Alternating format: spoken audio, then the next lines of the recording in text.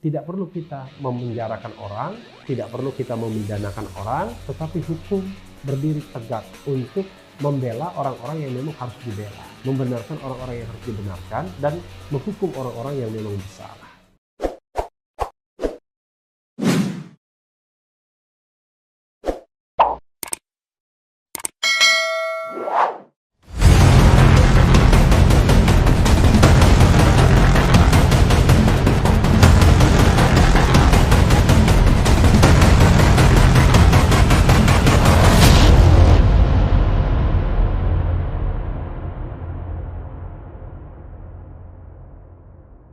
Assalamualaikum warahmatullahi wabarakatuh, Sobat RH sekalian.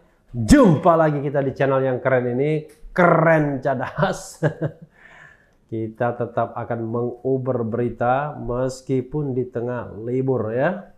Ini ada dari kompas.com memuat pernyataan dari Mahfud MD ya mengenai polisi cyber, polisi siber. Karena ditulisnya SIBER sekarang ya, untuk menggantikan CYBER, cyber. Mahfud MD.2 tahun 2021 polisi siber akan sungguh-sungguh diaktifkan. Kompas.com 26/12/2020. Kita bacakan ya, Jakarta kompas.com. Pemerintah memutuskan untuk memasifkan kegiatan kepolisian siber pada 2021 mendatang. Tulisannya siber sudah ya, bacanya cyber, lucu juga. Hal itu diungkapkan oleh Menteri Koordinator Bidang Politik Hukum dan Keamanan Menko Polhukam Mahfud MD dalam wawancara khusus dengan Kompas ID Kamis 17 Desember 2020. Serangan digital memang dilematis, tetapi kami sudah memutuskan ada polisi cyber, kata Mahfud dikutip dari Kompas ID Sabtu 26/12/2020. Tahun 2021 akan diaktifkan sungguh-sungguh karena terlalu toleran juga berbahaya, ucap dia. Menurut saya kita bukan terlalu toleran, sudah tidak toleran lagi dengan perbedaan pendapat ya. Ya terbukti beberapa orang ya dipermasalahkan karena berbeda pendapat, mengeluarkan pernyataan ya. Terakhir Said Didu misalnya hanya mengatakan terima kasih ya, dengan mengunderline pernyataan Kodari dilaporkan juga. Ada yang bermimpi, mengatakan bermimpi, dilaporkan juga. Polisi cyber yang dimaksud Mahfud nantinya akan berupa kontranarasi. Kalau kontranarasi is okay ya. Apabila ada kabar yang tidak benar beredar di media sosial, maka akan diramaikan oleh pemerintah bahwa hal itu tidak benar. Is okay ya. Sebagai contoh misalnya Laskar FPI ya, kan tidak bisa mengklaim bahwa yang dinyatakan oleh Kapolda Metro Jaya benar dan yang dinyatakan oleh FPI tidak benar misalnya. Karena kalau klaim sepihak seperti itu berbahaya. Karena ternyata dalam perkembangan selanjutnya, apa yang disampaikan Kapolda ternyata berbeda dengan apa yang diinvestigasi oleh Mabes Polri, kan begitu. Sementara jika ada isu yang termasuk dalam bentuk pelanggaran pidana, maka akan ditindak sesuai hukum yang berlaku. Nah, ini yang dilematisnya ya. Nanti kita bahas Sobat Era sekalian. Sekarang polisi cyber itu gampang sekali. Kalau misalnya Anda mendapatkan berita yang mengerikan, lalu lapor ke polisi, ujarnya. Dalam waktu sekian menit diketahui dapat dari siapa, dari mana, lalu ditemukan pelakunya, lalu ditangkap, kata Mahfud MD. Ampun dah. Mahfud mengatakan polisi cyber Indonesia sudah memiliki kemampuan untuk mendeteksi dengan cepat pelaku pelanggaran cyber. Hukuman fisik yang bisa dilakukan dan dipertanggungjawabkan oleh aparat penegak hukum juga sudah disiapkan pemerintah. Apa contohnya dipertanggungjawabkan? Kalau sifatnya hinaan terhadap personal, kita tidak peduli. Nih, ingat, kalau hinaan terhadap personal kita tidak peduli. Tetapi kalau sudah berhubungan dengan kepentingan masyarakat, polisi bertindak. Ya, kepentingan masyarakat itu nggak jelas juga bagaimana ukurannya. Ia menambahkan, selama ini sebenarnya polisi Indonesia mampu menangkap pihak yang menyebarkan konten tidak baik berkaitan dengan kepentingan rakyat. Namun perbuatan itu tidak langsung ditindak oleh polisi karena menjaga agar masyarakat tidak takut dengan polisi dan pemerintah. Ya gawat kalau takut dengan polisi dan pemerintah. Ini tampaknya sudah mulai memanas. Kita lebih panas juga agar lebih tertib, ucap Mahfud MD. Ya, itu yang tadi disampaikan oleh Prof. Mahfud MD. Ya susah juga ya kalau kita sedang menjabat. Saya berharap sebenarnya Prof. Mahfud MD menjadi orang yang menjaga demokrasi di pemerintahan, bukan justru mengancam demokrasi di pemerintahan. Kenapa kita terlalu peduli dengan katakanlah kritik, hinaan, ya, ujaran kebencian di dunia media sosial, di dunia cyber. Padahal itu kan tidak menyentuh. Tapi marilah kita bicara satu-satu. Misalnya begini, tadi Prof. Mahfud mengatakan kalau konten itu berisi hinaan personal, negara tidak peduli. Harusnya memang begitu.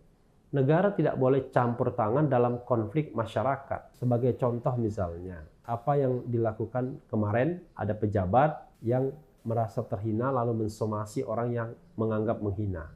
Lalu setelah itu mengadukannya kepada polisi. Harusnya polisi tidak perlu mengentertain karena ini adalah konflik sesama individu. Walaupun yang bersangkutan adalah pejabat. Justru karena yang bersangkutan adalah pejabat, maka harusnya mereka harus terima dengan kritikan seperti itu karena mereka dibayar negara untuk jabatannya. Tidak itu saja, dengan jabatannya yang bersangkutan bahkan bisa melebarkan lini bisnisnya misalnya karena ada keuntungan yang diperoleh dari jabatan tersebut. Jadi sebenarnya harusnya ya diselesaikan dengan secara personal, secara perdata, tidak perlu melibatkan aparat keamanan. Kalau aparat keamanan diberikan laporan seperti itu, maka aparat keamanan harus mengatakan bahwa silakan Anda berrekonsiliasi, kalau tidak gugat secara perdata saja.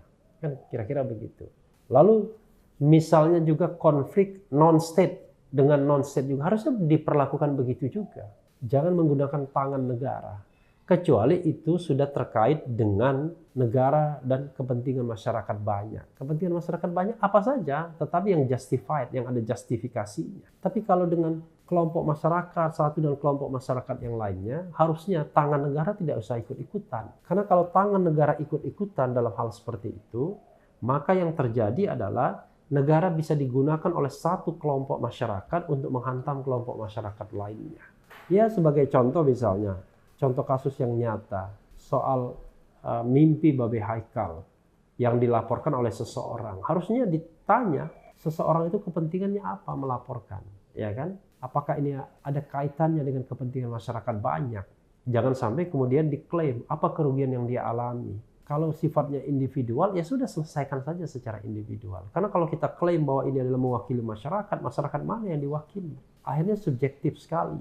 Jadi Sobat Era sekalian, hendaknya jangan sampai kemudian aktivitas cyber ini justru merusak ruang demokrasi. Karena kalau kita mau jujur, seperti yang terbukti misalnya dengan kasus-kasus mereka-mereka yang ditangkap, semuanya sebenarnya masih dalam toleransi perbedaan pendapat. Misalnya Jumhur Hidayat, misalnya Anton Permana, misalnya Sahganda Nainggolan, semuanya itu mengeluarkan pendapat dan pendapat itu bisa dikatakan sebagai bagian dari ruang demokrasi.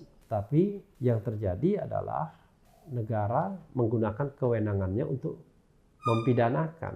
Dan kalau negara sudah menggunakan kewenangannya untuk mempidanakan, ya berat memang, ya sangat berat, sangat berat. Jadi kalau harus digarisbawahi, ya, satu, konflik horizontal antara masyarakat yang satu dengan masyarakat yang lain, atau antar kelompok masyarakat satu dengan kelompok masyarakat yang lain, atau antara individu dengan sebuah kelompok masyarakat, itu negara tidak boleh campur tangan, tidak perlu campur tangan. Selesaikan mereka secara perdata kalau seandainya mekanisme maaf memaafkan itu tidak terjadi, tidak ada. Jadi tempuh dulu mekanisme somasi misalnya, menyampaikan permohonan maaf dan lain sebagainya.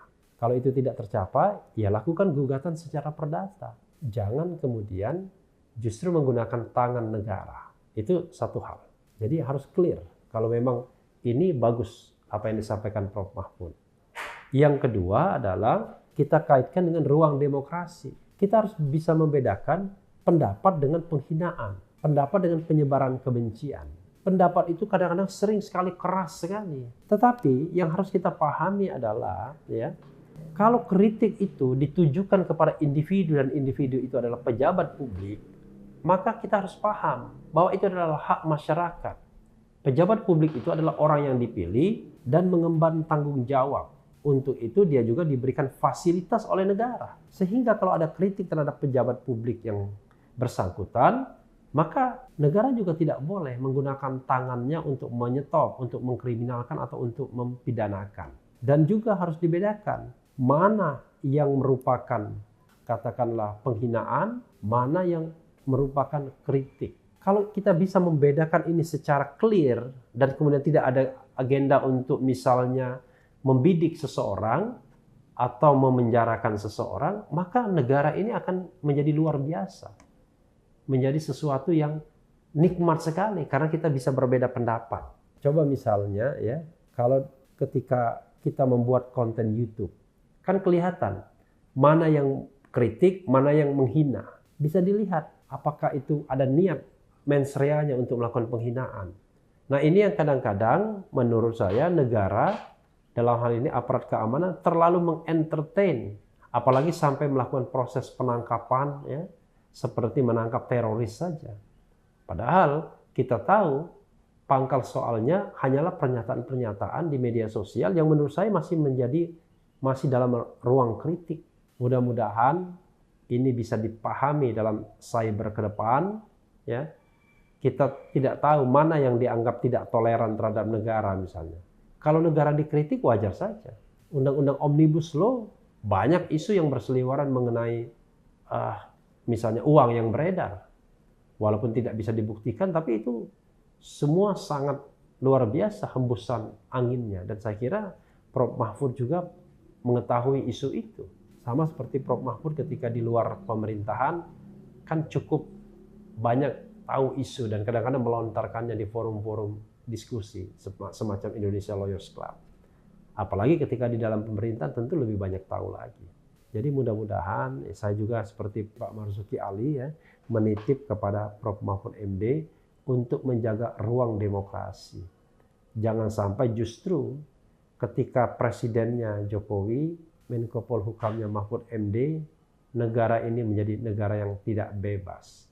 Negara yang banyak memenjarakan orang, negara yang banyak mempersekusi orang, negara yang tidak mentolerir perbedaan pendapat. Kemarin baru saja ada seorang pejabat yang baru diangkat, dikritik, tiba-tiba pengikutnya langsung mengadukan kepada pihak kepolisian. Padahal yang dikritik justru Presiden Jokowi yang merekrut pejabat yang dimaksud. Jadi ini semua kadang-kadang seperti di-entertain. Ada kelompok masyarakat yang setiap hari kerjanya mengadu kepada polisi, Barreskrim, mengenai pelanggaran-pelanggaran cyber di dunia maya yang sama sekali tidak bisa mentolerir perbedaan pendapat. Sedikit saja perbedaan pendapat dianggap sudah melakukan penghinaan. Padahal kita tahu bahwa sekali lagi kalau itu antar kelompok masyarakat dan kelompok masyarakat lainnya, antara masyarakat dan kelompok masyarakat atau antara kelompok masyarakat dan masyarakat, silahkan tempuh jalur selain jalur memidanakan. Misalnya ya jalur tadi, tuntutan permohonan maaf, kalau tidak kemudian bukan dipidanakan, dituntut secara perdata. Toh orang kapok juga kalau dituntut secara perdata. Tentunya kita berharap hakim pengadilan ya menjadi adil. Misalnya hukuman kan tidak harus hukuman denda, bisa saja hukuman minta maaf. Hukuman minta maaf itu sudah luar biasa. Jadi ini bisa mengembalikan harmoni di masyarakat instead of memenjarakan. Jadi buat apa memenjarakan orang yang akhirnya hanya akan menimbulkan dendam saja di masyarakat. Tetapi kalau dinyatakan bersalah oleh pengadilan dan disuruh meminta maaf, itu justru jauh lebih baik. Sehingga tidak perlu kita memenjarakan orang, tidak perlu kita memidanakan orang, tetapi hukum berdiri tegak untuk membela orang-orang yang memang harus dibela.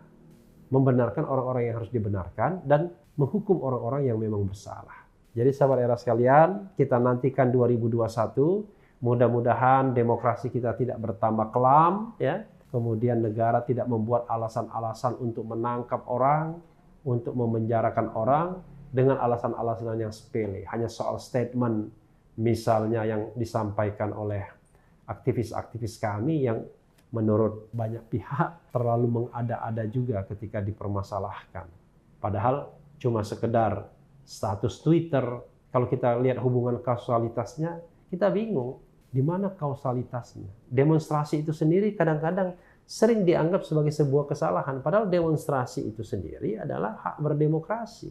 Yang tidak boleh adalah melakukan anarki. Nah, Kalau sudah melakukan anarki, ya, tindakan anarkistis, ya itu pelaku di lapangannya, ya kan? Pelaku di lapangannya, kecuali secara nyata-nyata orang yang bersangkutan memerintahkan untuk melakukan tindakan yang anarkistis, ya kan? Kalau dia misalnya meminta, mendorong untuk menggunakan hak berdemokrasinya, ya itu harus dibedakan antara hak berdemokrasi melakukan demonstrasi dengan tindakan-tindakan anarkistis. Dan terbukti kan di dalam video Najwa Shihab misalnya, ternyata ada oknum yang sengaja membakar halte di Tamrin, bukan para demonstran. Nah, yang seperti ini yang harusnya petugas keamanan aware, atau selalu saya katakan, ada selalu orang yang berkepentingan, kelompok yang berkepentingan terhadap kerusuhan setiap demonstrasi.